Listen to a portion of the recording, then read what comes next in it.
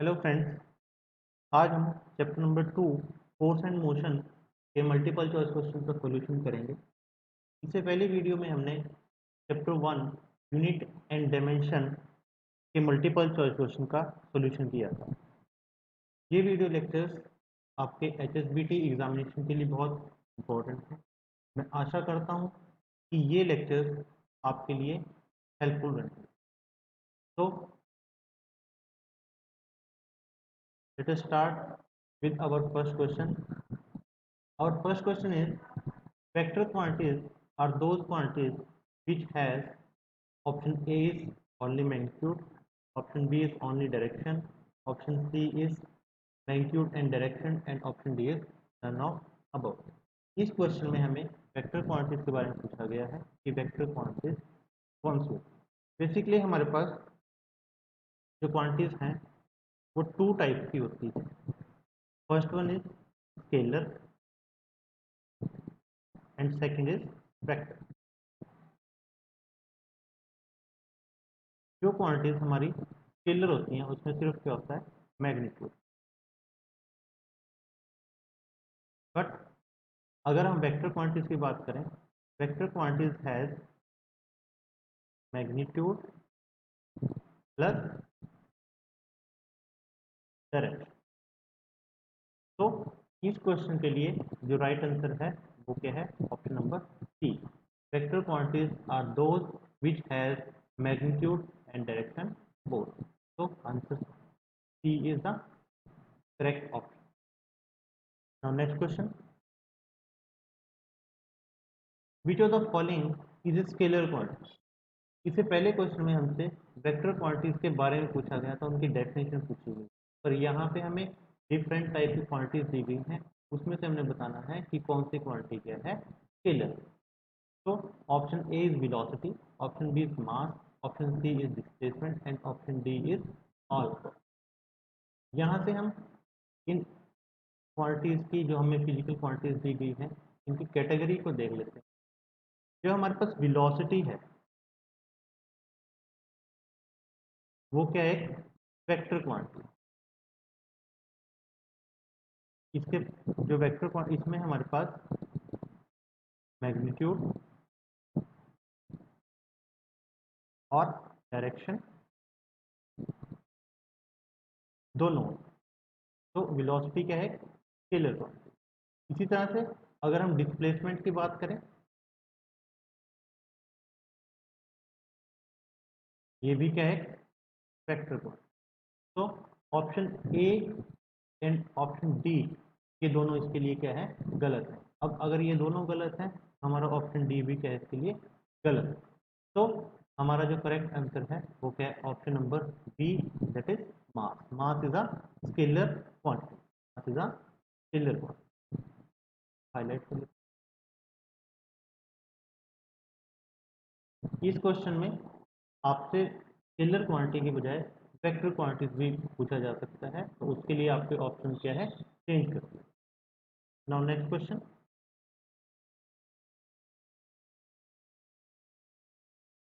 Which of the following is A vector quantity.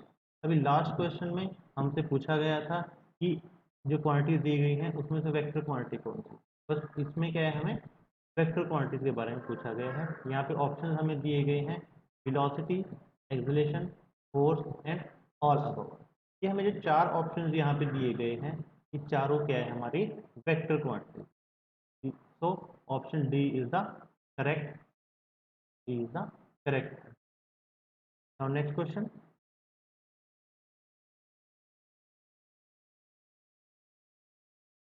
question number 4, equal vectors has option A is same magnitude and same direction, option B is same magnitude but different direction, option C unequal magnitude but same direction, and option D is none of above. हमारे पास जो equal vectors होते हैं वो क्या होते हैं, those vector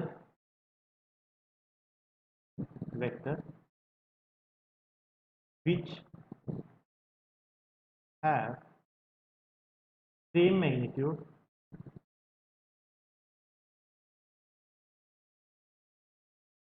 and same correct. हमारे पास different type के वेक्टर्स होते हैं। अगर हम ऑप्शन बी की बात करें, ऑप्शन बी की बात करें, same magnitude but different direction, same magnitude but different direction, ये दोनों वेक्टर्स क्या है हमारे पास। जब वेक्टर क्वांटिटी की बात करते हैं तो हमारे पास डायरेक्शन भी क्या करती है, मैटर करती है। अब ये दोनों वेक्टर्स क्या है, इनका मैग्नीट्यूड क्या है, सेम है, बट डायरेक्शन क्या है, इनकी अपोजिट है। तो ये दोनों क्या है, इक्वल वेक्टर्स नहीं है। ए is, we can say A is negative of B और B is negative of A. Option B क्या है, रॉन्ग है। ऑप्शन सी भी क्या है, रॉन्ग है। बिकॉज अगर मैग्नीट्यूड ही डिफरेंट होगा तो मैग्नीट्यूड ही इक्वल नहीं होगा तो वेक्टर इक्वल नहीं हो सकते। Option C is wrong and option D is also wrong. The correct answer for this question is option number A.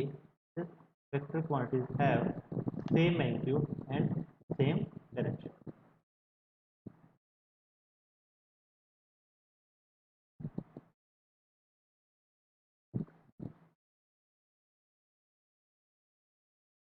Now next question, question number 5.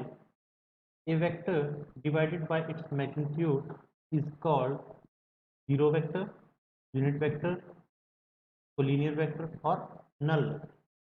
इस question में हमसे पूछा गया है कि अगर हम किसी वेक्टर के, अगर वेक्टर को उसके मैग्नीट्यूड से डिवाइड कर देते हैं तो उस वेक्टर को हम क्या कहते हैं, जीरो वेक्टर कहते हैं, यूनिट वेक्टर कहते हैं, कोलिनियर वेक्टर कहते हैं या नल वेक्टर कहते हैं।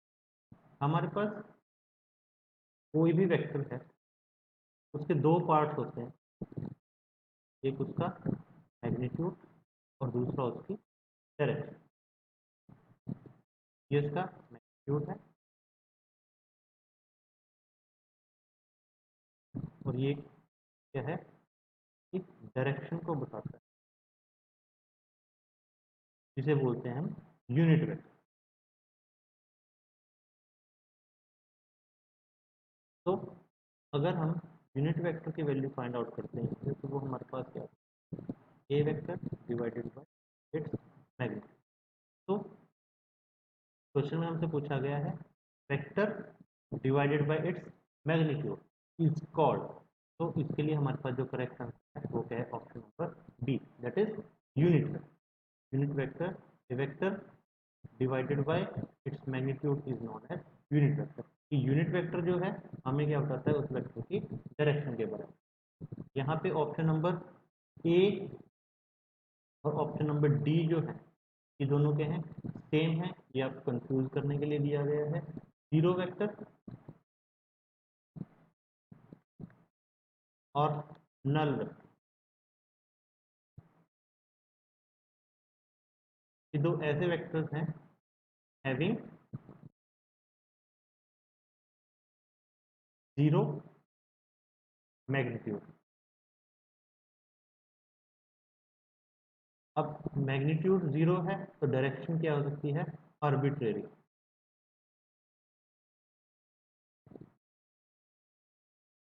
तब जो वेक्टर है उसका मैग्नीट्यूड क्या है, जीरो है। अब मान लीजिए मैंने पॉइंट लगा दिया ये, अब इसका मैग्नीट्यूड क्या है, जीरो है, तो इसकी डायरेक्शन कोई भी हो सकती है। तो इस क्वेश्चन के लिए हमारा राइट आंसर क्या है, option number B. Option B is the correct. Now next question, question number 6। In triangle law of vector addition, in triangle law of vector addition, magnitude of resultant is given by option A, r is equal to a square plus b square plus 2ab cos of theta under the root, tangent beta is equal to b sin theta upon a plus b cos of theta. Option C is all of above and option D is none of above. हमारे पास जो vectors हैं उनको हम simple mathematical law से add नहीं कर सकते। उनके लिए हमारे पास लॉज ऑफ अलजेब्रा क्या है, यूज होता है।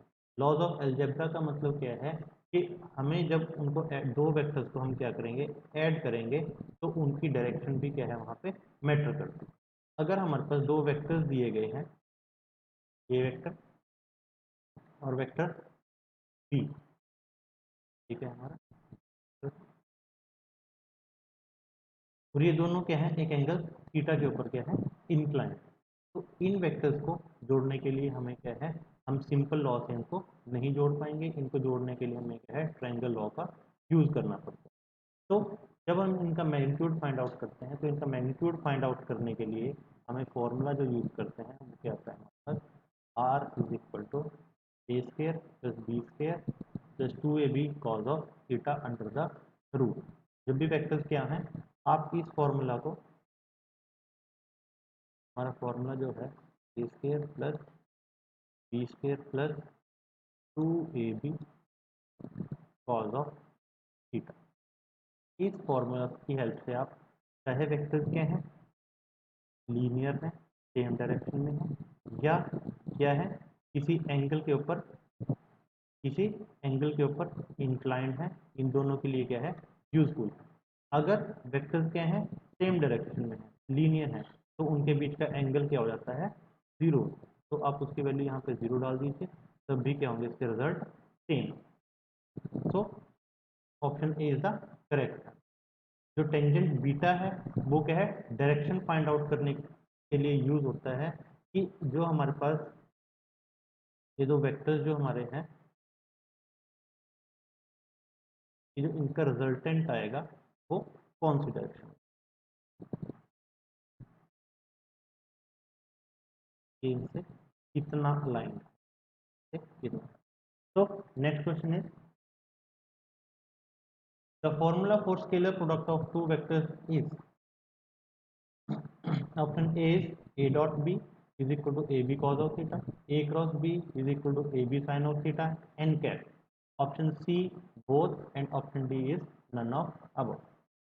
जैसा कि इससे पहले क्वेश्चन में हमने डिस्कस किया कि वेक्टर क्वांटिटीज को सम करने के लिए और मल्टीप्लाई करने के लिए हमें लॉज ऑफ अलजेब्रा क्या करते हैं, यूज करते हैं, मतलब उनकी डायरेक्शन भी क्या करती है, मैटर करती है। वेक्टर प्रोडक्ट में, इन वेक्टर प्रोडक्ट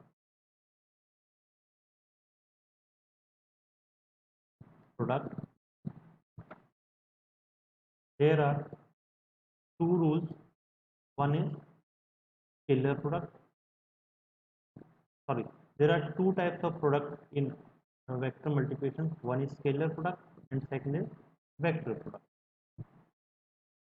जो स्केलर प्रोडक्ट है इसे हम डॉट प्रोडक्ट भी बोलते हैं, और जो वेक्टर प्रोडक्ट है इसे हम क्रॉस प्रोडक्ट भी बोलते हैं।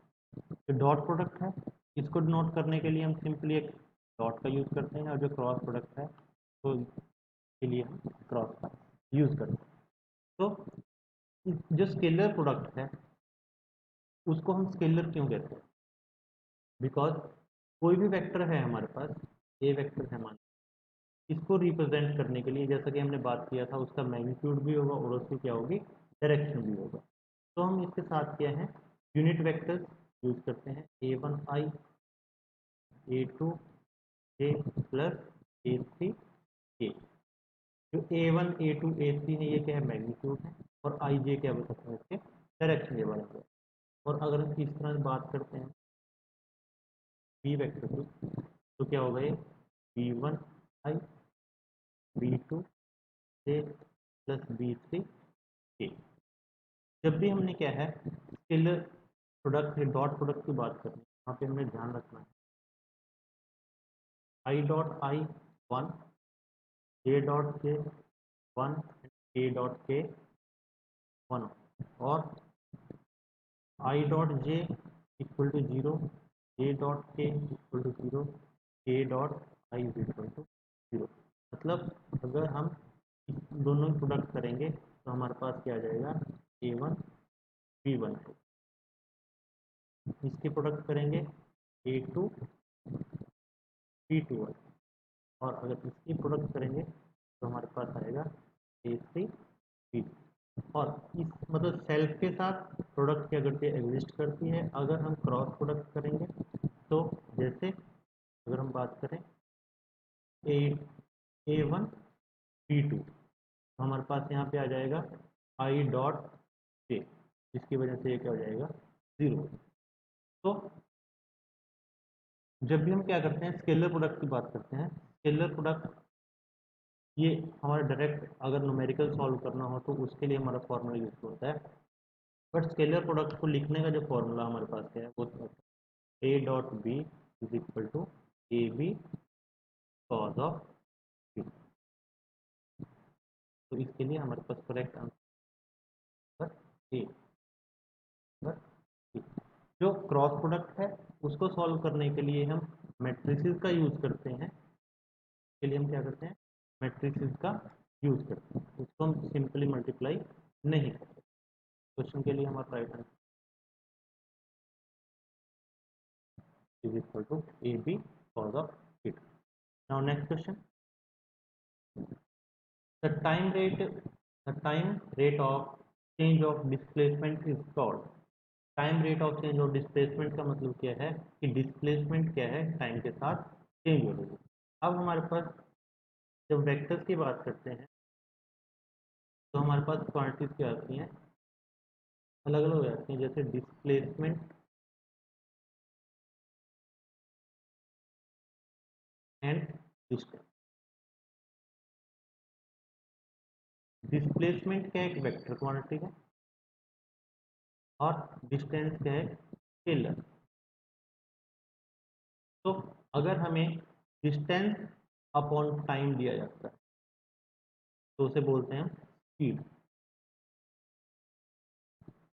और अगर डिस्प्लेसमेंट ओवर टाइम दिया जाता है तो उसे बोलते हैं हम वेलोसिटी। तो हमसे यहाँ पे डिस्प्लेसमेंट ओवर टाइम पूछा गया है तो ये क्या होगा, वेलोसिटी। इसके लिए जो करेक्ट आंसर है वो क्या, option number B. Option B is the correct answer for this.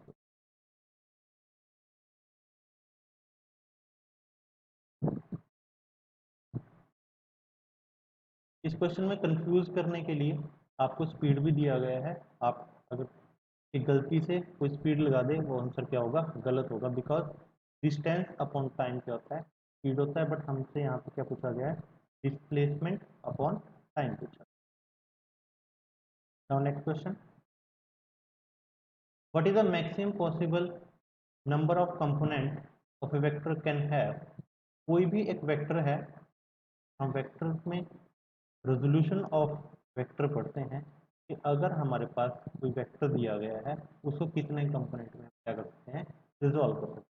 Basically हम कोई भी हमें वेक्टर दिया गया है उसको दो ही कंपोनेंट्स में हम क्या कर सकते हैं, रिजॉल्व कर सकते हैं। ये हमारा होता है, मान लीजिए इसके साथ हॉरिजॉन्टल के साथ कितना एंगल बना हुआ है, थीटा, तो इसे हम बोलते हैं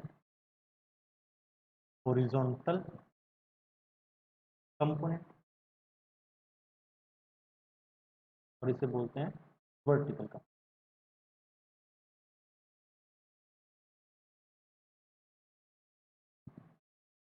मान लीजिए ये हमारा वेक्टर है ए, तो ये इसको हम लिख सकते हैं ए एक्स, और ये क्या होगा ए। इसमें हमने एक चीज़ ध्यान रखनी है कि हॉरिजॉन्टल कंपोनेंट हमारा वो होगा जिस साइड क्या बना हुआ हमारा एंगल बना। तो हमारे पास ए एक्स की जो वैल्यू होती है ए कॉज ऑफ थीटा, और ए वाई की जो वैल्यू होती है वो क्या होती है ए साइन ऑफ थीटा।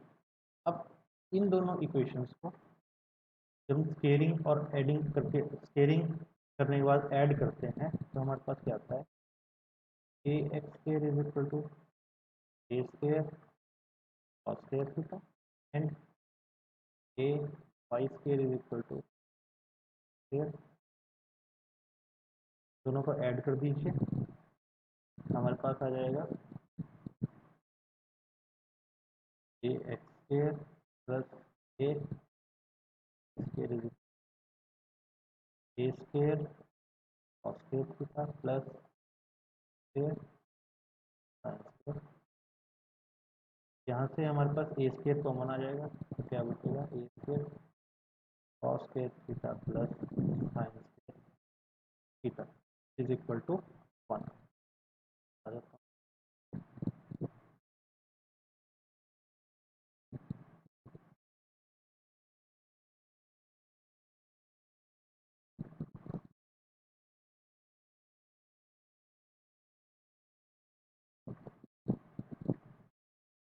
तो हमारे पास आ जाएगा A square is equal to A X square plus A Y. तो A is equal to A X square plus A Y. तो हमने यहाँ से देखा कि जो हमारा वेक्टर ए था उसके मैक्सिमम कंपोनेंट कितने हुए, दो। तो इस क्वेश्चन के लिए जो राइट आंसर है वो क्या ऑप्शन नंबर ए। कोई भी हमारे पास वेक्टर है उसके मैक्सिमम कंपोनेंट कितने हो सकते हैं, दो हो सकते हैं। Now next question, question number 10। The acceleration of A particle performing uniform circular motion is, से पूछ रहा है कि कोई पार्टिकल के सर्कुलर मोशन में घूम रहा है तो उसकी एक्सेलरेशन कितनी होगी। हम जब भी एक्सेलरेशन की बात करते हैं इन सर्कुलर मोशन, वहाँ पे हमारे पास एक कंसेप्ट आता है सेंट्रीपिटल फोर्स। हमारा सेंट्रीपिटल फोर्स का फॉर्मूला क्या होता है, F is equal to m v square upon r. M v square upon r. यहाँ से आप ऑप्शंस को थोड़ा ठीक कर लीजिए। ये क्या है, ओमेगा स्केयर बाय आर। ये क्या है, बी स्केयर बाय आर। तो फोर्स के हमारे पास दो कंपोनेंट होते हैं, मास इंटू एक्सेलरेशन। तो ये हमारा मास है, तो ये कंपोनेंट क्या है हमारा, एक्सेलरेशन। तो एक्सेलरेशन के बारे में हमसे पूछा गया है, तो ऑप्शन डी में हमें क्या दिया गया है, बी स्केयर अपॉन आर। तो एक्सेलरेशन उस पार्टिकल की कितनी होगी, v square upon r. Option D is the correct. Now next question, question number 11। Centripetal force acts at 90 degree to the velocity and all away from the center of the circle। इस question में पूछा गया है कि जो centripetal force है, कोई भी बॉडी क्या है जब एक सर्कुलर पाथ में मूव करती है तो उसको मूव करने के लिए क्या है, सेंट्रीपिटल फोर्स की आवश्यकता होती है। तो जो सेंट्रीपिटल फोर्स है ये हमेशा क्या है, टूवर्ड द सेंटर क्या करती है, एक्ट करती है। ठीक है, अब मान लीजिए इस पॉइंट पे वेलोसिटी की बात करते हैं, तो ये कहता है कि इसके 90 डिग्री पे, चलो ये 90 डिग्री पे एक बात क्या है, and away from the centre. इसने कहा है कि सेंटर से जो सेंट्रीपिटल फोर्स है वो क्या होती है, सेंटर से बाहर की तरफ होती है। बट सेंट्रीपिटल फोर्स जो है वो क्या होती है, टुवर्ड द सेंटर एक्ट करती है। तो ये ऑप्शन क्या है इसका, ये जो स्टेटमेंट है ये ट्रू है, सॉरी फॉल्स है। तो ऑप्शन बी क्या है इसके लिए करेक्ट है। जो सेंट्रीपिटल फोर्स है वो हमेशा क्या है, टुवर्ड द सेंटर क्या करती है, एक्ट करती है। और जो वेलोसिटी वेक्टर है उसके टेंजेंट पे दैट इज 90 डिग्री पे क्या करती है, एक्ट करती है। तो नेक्स्ट क्वेश्चन तो हम हाईलाइट कर देते हैं।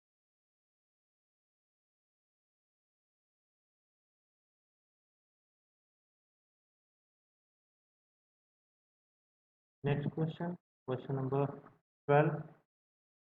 Railway tracks are banked at the curve so that the necessary centripetal force may be obtained from the horizontal component of the reaction on the train। Options are true, false, can't predict and none of these। ये कहते हैं कि अगर हम curve road की बात करें, ये हमारा कर्व रोड है। आप लोगों ने देखा होगा जब कभी भी हम सिंपल स्ट्रेट रोड पे जाते हैं तो उसमें हम जितनी मर्जी स्पीड से जाएं उससे कोई फर्क नहीं पड़ता। बट जब हम कर्व रोड के ऊपर मूव करते हैं तो हमें अपनी स्पीड को क्या करना पड़ता है, कम करना। तो यहाँ पे हम एक कंसेप्ट होता है banking of roads. Banking of roads, banking of roads में हम क्या करते हैं कि जो आउटर एज है उसको उसको हाँ क्या है, इनर एज के बजाय एक स्मॉल एंगल से क्या कर दिया जाता है, रेज कर दिया जाता है। और जो एंगल होता है इसे हम बोलते हैं angle of banking, angle of banking. अब मान लीजिए कोई गाड़ी है यहाँ से, जो वेट है बॉडी का वो हमेशा क्या होता है, वर्टिकली डाउनवर्ड होता है। और ये साइड, अब देखिए अगर हम इसको कंप्लीट कर देते हैं तो ये एक तरह से पार्ट। तो हमने बताया था अभी पिछले क्वेश्चन में कि अंदर की तरफ जो सेंट्रीपिटल फोर्स है वो क्या लगती है, टुवर्ड द सेंटर की तरफ लगती है। तो अब ये जो फोर्स सेंट्रीपिटल फोर्स है सेंटर की तरफ लगती है, अब ये क्या प्रोवाइड करती है, उसको बैलेंस प्रोवाइड करती है। और अगर इस बॉडी का हम कंपोनेंट्स में रिजॉल्व करते हैं तो ये कंपोनेंट हमारा कौन सा होता है, हॉरिजॉन्टल कंपोनेंट हमारा हॉरिजॉन्टल कंपोनेंट। इस तरह से अगर हम इसको हैं, ये क्या होता है हमारा हॉरिजॉन्टल कंपोनेंट। तो इस क्वेश्चन में पूछा गया है कि जो हॉरिजॉन्टल कंपोनेंट है वो क्या प्रोवाइड करता है। अब आप यहाँ से देखिए वो क्या प्रोवाइड करता है, सेंट्रीपिटल फोर्स प्रोवाइड करता है। अब आप देखिए यहाँ से जो हॉरिजॉन्टल कंपोनेंट है वो भी क्या है, टुवर्ड द सेंटर है। तो जो हमारा हॉरिजॉन्टल कंपोनेंट है वही क्या प्रोवाइड करेगा, यहाँ पे सेंट्रीपिटल फोर्स को प्रोवाइड करेगा। तो ऑप्शन ए क्या है, सही है, दैट इज ट्रू।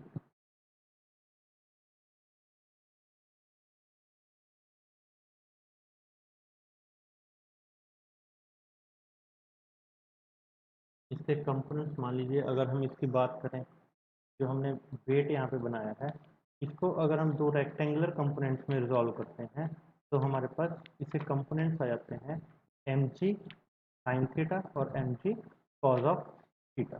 जो M G cos of theta है, जो M G cos of theta है,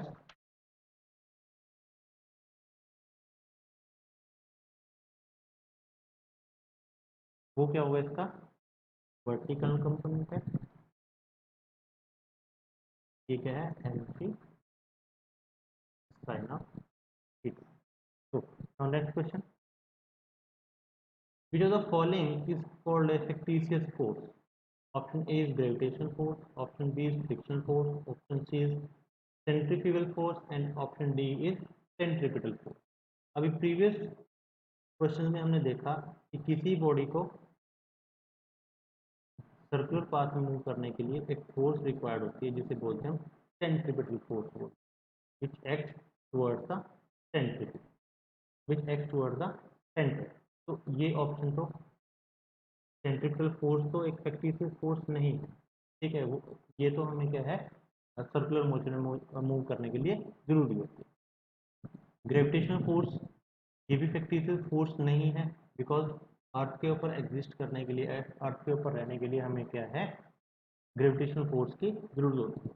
फ्रिक्शनल फोर्सेस, फ्रिक्शनल फोर्स क्या है, जब भी हम क्या है अर्थ के ऊपर चल पाते हैं, किसी सरफेस के ऊपर चल पाते हैं या बोर्ड के ऊपर हम जो लिखते हैं वो भी क्या है, फ्रिक्शनल फोर्सेस की वजह से लिख पाते हैं। तो जो हमारी सेंट्रीफ्यूगल फोर्स है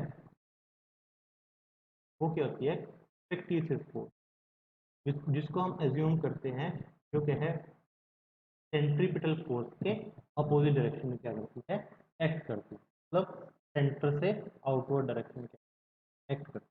तो हमारा जो सेंट्रीफ्यूगल फोर्स है वो क्या है, fictitious। Now next question, question number 14, the angle through which outer edge is raised above the inner edge is called। अभी लास्ट क्वेश्चन में, क्वेश्चन नंबर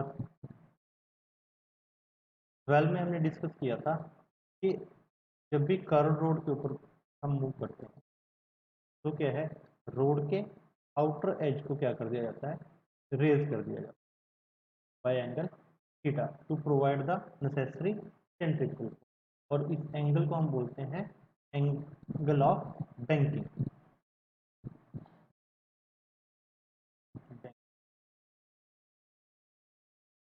तो इसके लिए हमारे पास जो करेक्ट ऑप्शन है वो क्या है, C is angle of.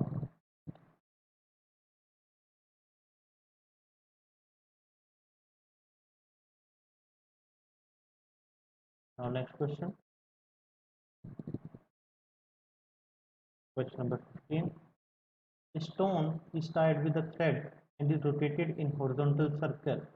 If suddenly the thread breaks, then the direction of motion of stone will be A in the circular path as before, option B directly to the center of the circle, option B in the straight line at the tangent, and option D directly to the center of circle। ये दोनों options क्या हैं, same, ये आपको confuse करने के लिए दिए गए। देखिए, जब भी कोई बॉडी क्या है, आप लोगों ने भी कभी परफॉर्म किया होगा ये, एक थ्रेड है, उसको हम क्या है एक पत्थर के साथ बांध देते हैं और उसको वर्टिकल हॉरिजॉन्टल प्लेन में क्या करते हैं घुमाते हैं। मान लीजिए इस तरह से घुमा रहे हैं, यहाँ पे जाके जो थ्रेड है वो टूट जाता है। तो जो स्टोन है वो हमेशा इस सर्कुलर पाथ में आप घुमा रहे थे उसको एंटी क्लॉकवाइज या क्लॉकवाइज, तो उससे क्या जाता है वो टेंजेंट, मतलब रेडियस वेक्टर और मोशन के बीच में एंगल कितना बनता है 90 डिग्री का बनता है। कभी भी ये यहाँ पे घूमते हुए इसके सेंटर पे नहीं आएगा, जो हमारा ओरिजिनल डायरेक्शन थी उसमें नहीं घूमेगा, ये हमेशा क्या जाता है सर्कल के टेंजेंट से क्या करता है मूव। तो इस क्वेश्चन में हमारे पास जो ऑप्शन सी क्या है वो क्या इसका करेक्ट ऑप्शन है कि जो स्टोन है वो सर्कुलर पाथ के, अगर आपका मोशन कैसा था एंटी क्लॉकवाइज डायरेक्शन में था, तो स्टोन आपका इस तरह से मूव कर जाएगा। इसी प्रिंसिपल के ऊपर बेस्ड हमारा क्या होता है, जो हमारी गाड़ी में मड गार्ड्स लगाए जाते हैं, जो हमारा व्हीकल होता है व्हील्स होते हैं उसके कुछ पीछे क्या लगाया जाता है मड गार्ड लगाया जाता है। यहाँ से ये टायर जो भी ड्रॉपलेट्स उठाता है तो ये यहाँ से टेंजेंट डायरेक्शन है, जिनको क्या है ये मड गार्ड स्टॉप कर देता है। तो option C is the correct option.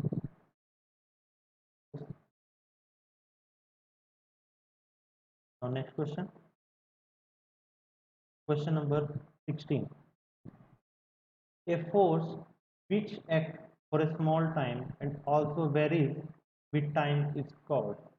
एक फोर्स है जो क्या है वो स्मॉल टाइम के लिए एक्ट करती है और टाइम के साथ क्या करती है वेरी करती है, उस फोर्स को हम क्या बोलते हैं। इसके लिए हमारे पास ऑप्शन सी क्या है करेक्ट है, that is impulsive force. Impulsive force क्या है और शॉर्ट ड्यूरेशन के लिए क्या करती है एक्ट करती है। जैसे मान लीजिए हम क्रिकेट खेलते हैं, क्रिकेट बॉल एक कुछ मोमेंट के लिए ठीक है बैट के साथ टच होती है और वो क्या अपने मोशन को चेंज कर लेती है, तो वो फोर्स कौन सी होती है impulsive force. Option C is the correct. Electromagnetic forces या इलेक्ट्रोस्टैटिक फोर्सेस जो हैं ये टाइम के साथ वेरी नहीं करती और जब तक चार्जेस वहाँ प्रेजेंट होंगे तब तक क्या करती हैं एक्ट करती हैं। इसी तरह से इलेक्ट्रोमैग्नेट फोर्सेज जो हैं मैग्नेट्स के बीच में होती हैं, जब तक मैग्नेट प्रेजेंट होंगे तब तक क्या होगी फोर्स प्रेजेंट होगी। और सेंट्रीपिटल फोर्स क्या है सर्कुलर मोशन में होती है, जब तक मोशन क्या है चलता रहता है सर्कुलर पाथ में, तो सेंट्रीपिटल वहाँ पे तब तक प्रेजेंट। तो थैंक्स